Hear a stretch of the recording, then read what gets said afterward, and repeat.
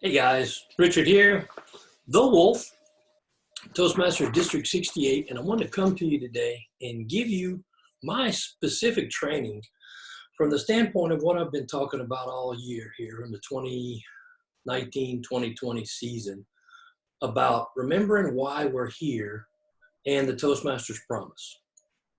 And most specifically today, I want to kind of walk through all 10 of those promises that are listed on the membership application and in all of our Toastmasters documents and manuals and district training manuals and club leadership manuals, to really walk through them and kind of give you my perception of it and how I think we should be more specific and more direct in how we're helping our clubs, helping our members, areas, divisions, and districts to understand the promise and what it means to us individually, what it means to the club, and what it also means to the overall district and Toastmasters International.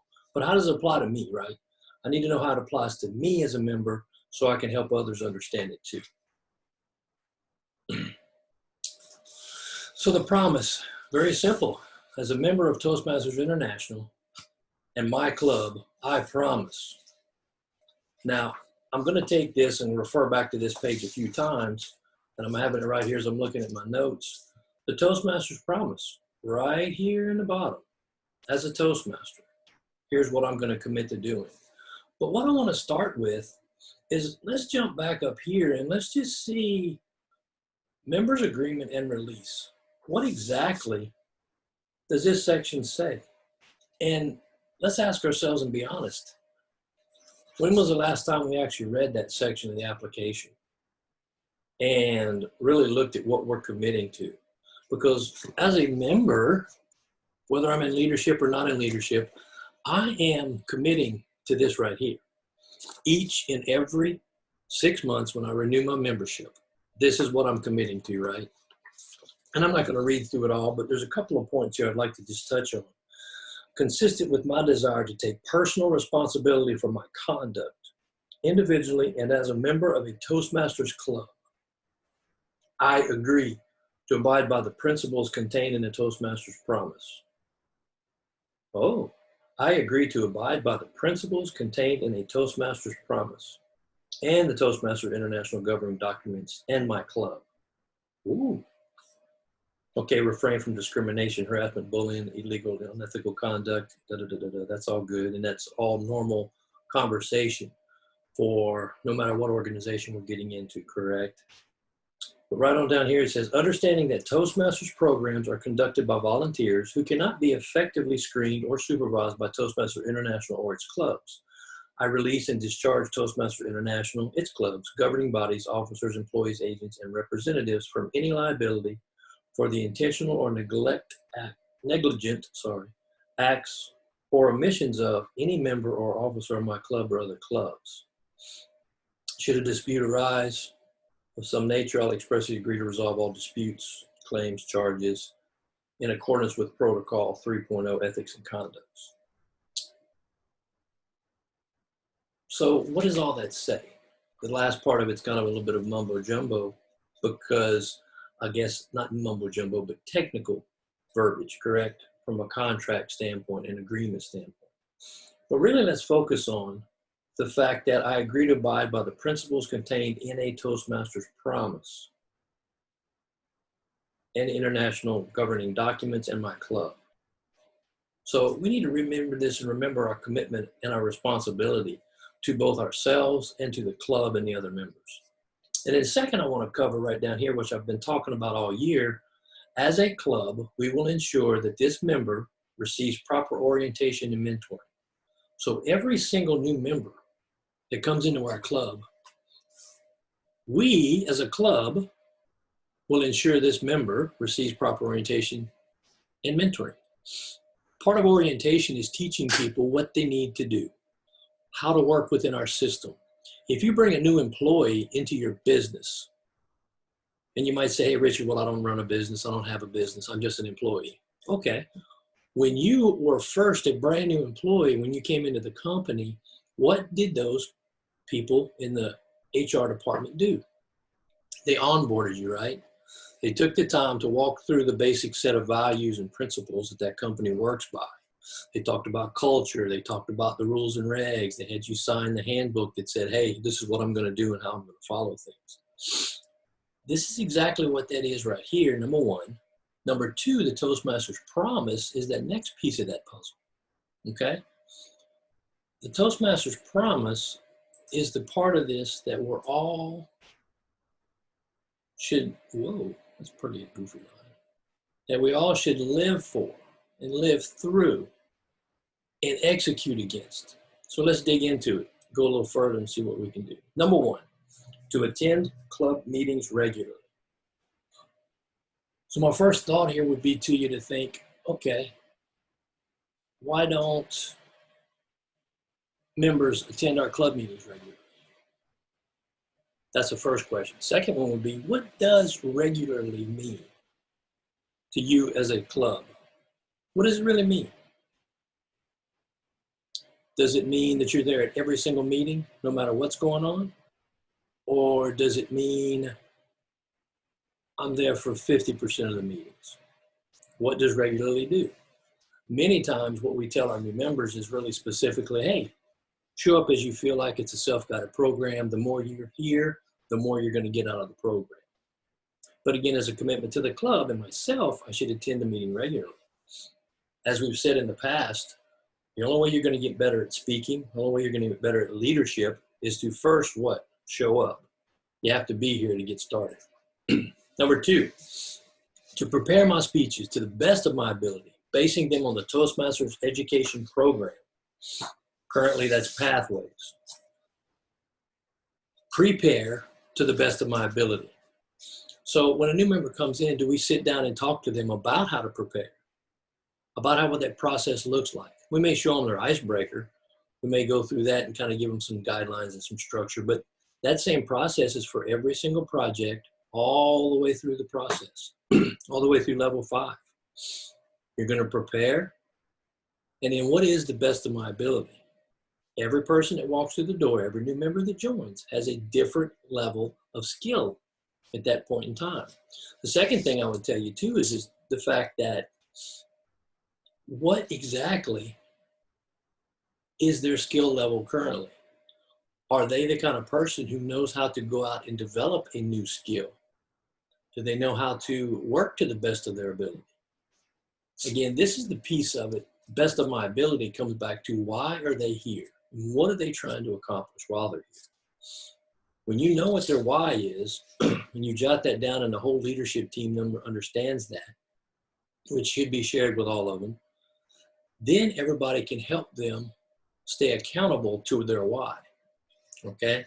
So teach them how to work to the best of their ability, because some of these people come into our program and they didn't get this in the real world or in their community, in their job. So we need to help them learn that new skill. Part of our responsibility as a club leadership and as a club. Number 3, to prepare for and fulfill meeting assignments. So let's talk about meeting assignments. That's really that's our roles within the club, right? In the meeting assignments. What is the things that you're going to do at each and every meeting? Well, again, backing up to getting a commitment from them, okay, how are you going to attend your club meetings regularly? Again, I think regularly, if we go back,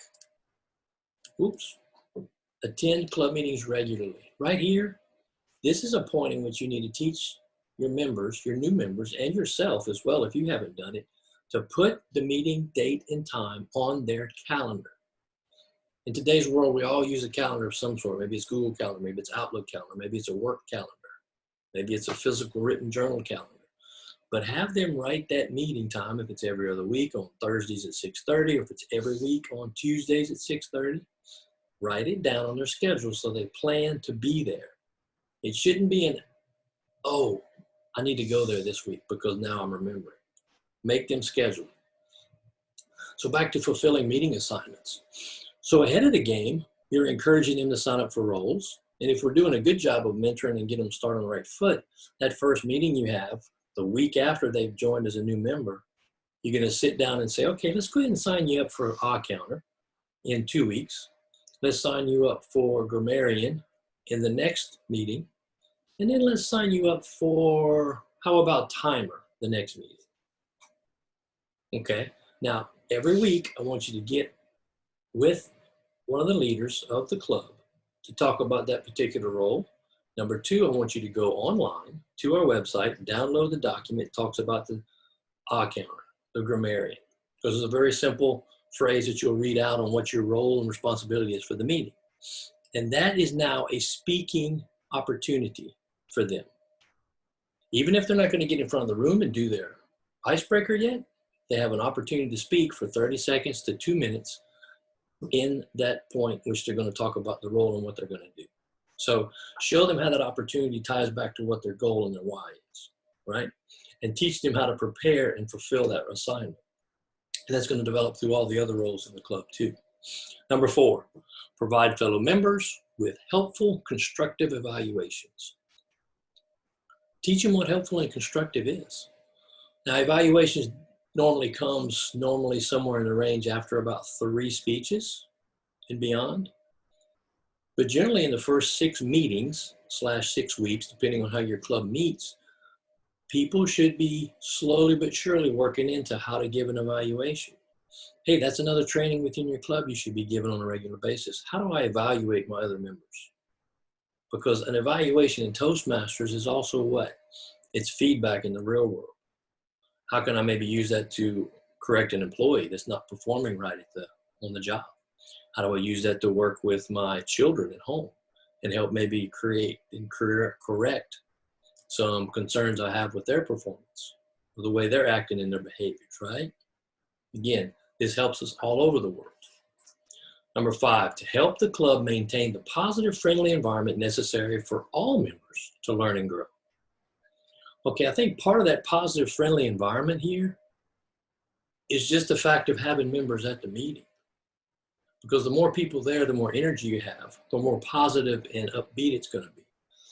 I've been in meetings with 5 people and we've had a fantastic time. Everybody positive enrolled. And I've been in meetings with 15 people or more where it's even more energetic and positive. And you have more people to bounce things off of and to kind of conversation with. This is how we build community. Okay? So we have to make sure that we're maintaining that positive, friendly environment. And again, it comes back to our Toastmasters mission, positive, friendly learning environment in which people are empowered to grow and develop, right? Number 6 is to serve my club as an officer when called upon to do so. So in this phrase here inside the Toastmasters promise, this gives us the indication that it's expected that we step into some type of officer role within our club. Now there's 7 roles, correct? 7 leadership spots, from the president all the way to the sergeant at arms, treasurer, secretary. Not any single leadership role is more important than the other. Each one has their own list and roles of rules and responsibilities and things that need to be done. But they're all a piece of leadership. And they're all a part of learning inside the process of what we're doing every single day in our world. The skills you develop there, which I have another training I'm going to give you on that, is really how we're going to develop ourselves outside of Toastmasters as well. So everything we do in this world, in this personal development space of what we're doing in Toastmasters, transfers to everything else we do in life.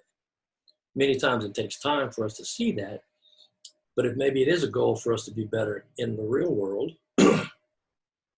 then we can also take that and use it here and then translate it when we go there. But again, serve my club as an officer when called upon to do so. Let's see if I had a specific note about number 6. Again, to serve my club as an officer when called upon to do so. This doesn't say that when I feel like it or if I think I have the skill or the ability. When called upon to do so. So that to serve piece to me actually speaks about a lot. You know, to serve means to give of myself to do something for others. But through that process of giving and doing, I'm going to be learning. So if I take that same idea and I go back, okay, how do I learn to be a better leader and serving in this role? Okay, what's this role do? How does it interact with the other people around me? So what can I give into the lives and to the organization in which I'm a member,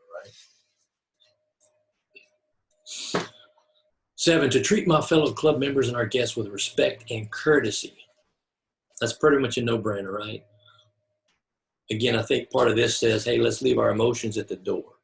Let's not be too easily offended by other people in the meeting. Let's not let an evaluation that we get that might be a little stronger or sterner in our opinion hurt our feelings. Let's take it in the perspective of they're trying to help me. That's just their opinion.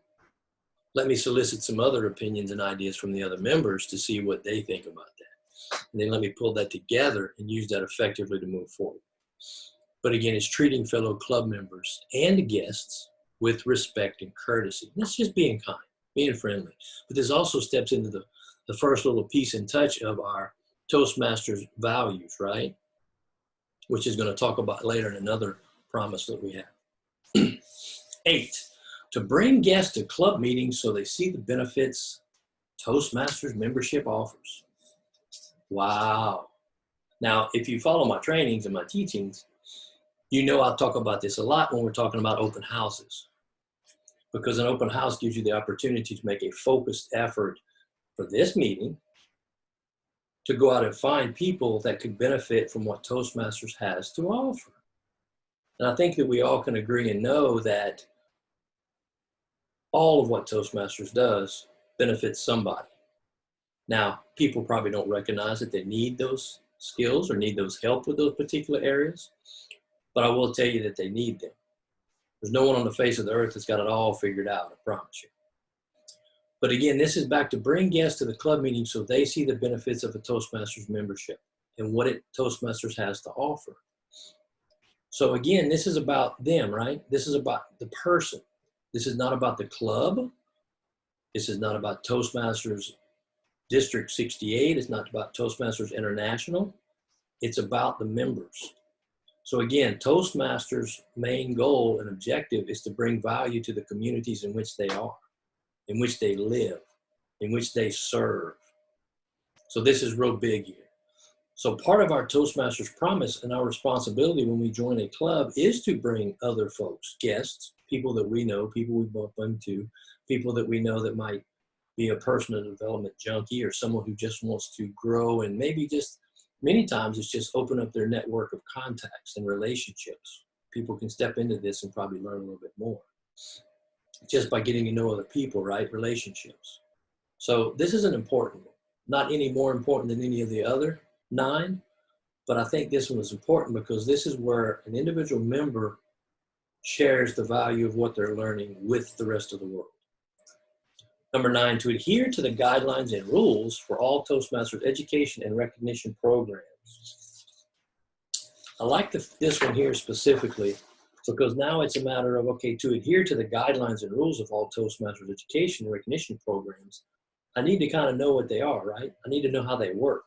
So this again comes back to me as an individual, as a member, to how do I learn what these guidelines, rules are of the education program? Well, I need to dig into the Pathways program. I need to work through those systems. I need to talk to other people, right? So that I can do that effectively. Again, take some time. This comes back to another piece of how, as a member, not just that hour to hour and a half I'm in Toastmasters, is the time commitment. The time commitment is also outside of Toastmasters. What am I doing the hour or 2 hours a week to prepare for the meeting? That's what we have to teach people to understand. And that's part of what this is going to come in to do. Do they know where to find them? Have we taught them where these resources are and where they can find these pieces and parts that they need to learn about, right? We need to do that. Number 10, to act within Toastmasters' core values of what? Integrity, respect, service, and excellence during the conduct of all Toastmasters activities. This is whether you're in the club meeting, whether you're in a division area contest, whether you're at a district conference, a DEC meeting, the district executive council meeting.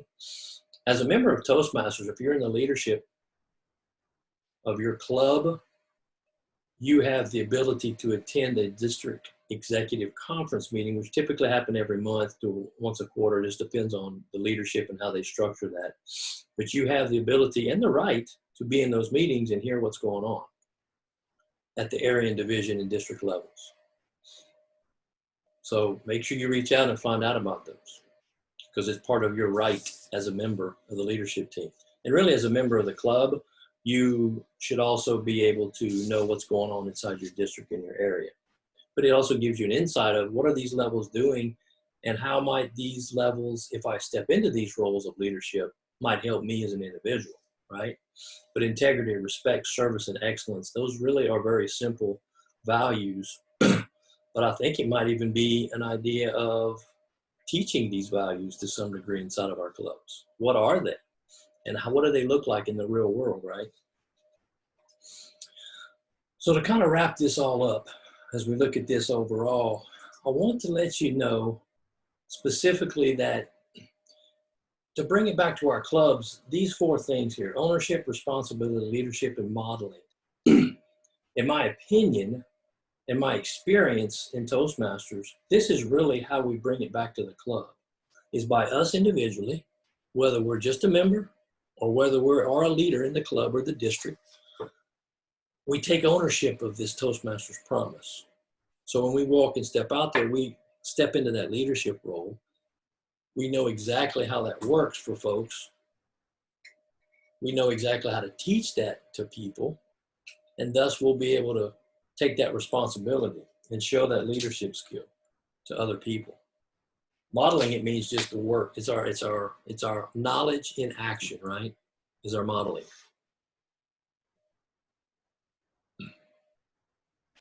So it's a matter of taking what we do every single day and putting feet to it, putting action behind it. We take the knowledge of these 10 Toastmasters promises that we've committed to, and we put it into action at each and every day. By modeling, whether you're a distinguished Toastmaster on level 2, what we call the old advanced leadership bronze, whatever your level is of accomplishment in education program, you need to model these Toastmasters promises by being prepared for your meeting, attending club meetings regularly. And look, I'll raise my hand and say I've dropped the ball in attending club meetings regularly, because there's been times which I won't be around for 2 or 3, 4 months, but then I come back and I'm there for every meeting or every other meeting. We all have those moments in our lives where things take us away, but I think we should come back and step and ask ourselves, okay, how can I continue to show my commitment to this organization that's given me so much? Is it 1 meeting a month? If I'm really super busy right now? Is it me really looking at my schedule to say, okay, look, I can mark out, from 5 o'clock until 8 o'clock on that day of the week to do a little prep before the meeting, attend the meeting, and socialize a little bit after the meeting. I can make that commitment both to myself and to the club and to the other members. Because the thing we know about organizations, and the thing I've learned specifically about organizations, is there's always that dichotomy and that mix of, I'm going to that group or to that meeting because I need something today or tonight or whenever that meeting is. Or I'm going to show up to that meeting because there's someone in that meeting that needs something that I have. Maybe it's just a word of encouragement. Maybe it's just a word that I'm going to be able to teach something that day. I'll be honest right now, I'm not preparing speeches as much for the meetings in my club. But many times if there's an opening for a speech, I'm like, hey, do you want me to give a speech? Boom, I'll stand up and I'll give a speech on a particular topic that I can speak 5 to 7 minutes off the cuff about. So we have to make sure we're modeling these Toastmasters promises so that when a new member comes in, they see, oh, okay, that's how that's done. And then the people that are mentoring these members can say, hey, look, this guy over here, this is what this looks like. This is what bringing new guests to the meeting. You notice how, so-and-so, he may only come once a month, but every time he comes, he brings somebody with him. Have you ever noticed that? Well, that's Toastmasters promise number 8, bringing guests to the meeting to see the benefits of what Toastmasters has to offer. So again, I want to wrap this up with that little statement there and with that little piece of it. Take ownership of these Toastmasters promises. Be responsible and show your personal responsibility by living them. As a leadership person, whether you're not in the leadership of the club, you're leading yourself as an individual. The first person we lead is us. And we have to remember that and understand that. take leadership over those promises and execute them, and then model them for your other members. And I think part of it's for ourselves, just to remind ourselves what we're here for and what we're going to do. Hope this added some value to you. If you guys have any questions whatsoever, reach out, richard@thewolfspeaks.com, or hit me up on any of the social places. You'll see The Wolf Speaks out there. We'd be happy to help you, give you some more details. And feel free to take this recording and share it with your club. Walk through it yourself to remind you if you need. Break it into pieces. Show half of it at a club meeting. Show another half later on, just to talk about these particular promises and how it helps and affects your club. Because let me tell you, when you buy into this program, when you buy into these promises, and you really look at them and say, how am I living up to this promise? How am I missing it? And then what do I need to do to correct it and make it better? I believe you're going to change your club environment. You're going to change your membership's perspective, and thus raise up the entire organization throughout the state of Louisiana and southern Mississippi. Have a great one. Take care.